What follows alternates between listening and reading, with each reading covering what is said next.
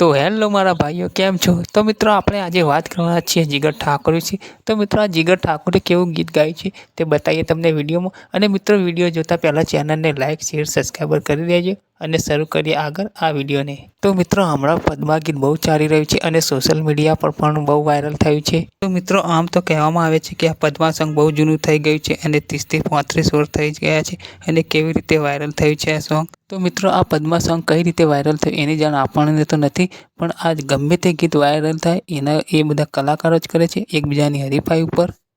તો મિત્રો ગમે તે કલાકાર હોય, જિગ્નેશ કવિરાજ હોય, રાકેશ બારોટ હોય કે પછી વિક્રમ ઠાકોર હોય, તેમના કોઈ પણ જગ્યાએ સ્ટેજ પ્રોગ્રામ હોય ત્યારે કોઈ પણ ગીત થોડું વાયરલ થયું હોય એ ગીતને પ્રોગ્રામમાં ગાઈને વધારે વાયરલ કરે છે અને પછી સોશિયલ મીડિયા પર પણ આ ગીત ચડી જાય છે. તો મિત્રો આવી જ રીતે આ જીગર ઠાકોર પણ પદ્મા ગીત ગાઈ રહ્યા છે સ્ટેજ ઉપર, તે જુઓ તમે આ વિડીયોમાં.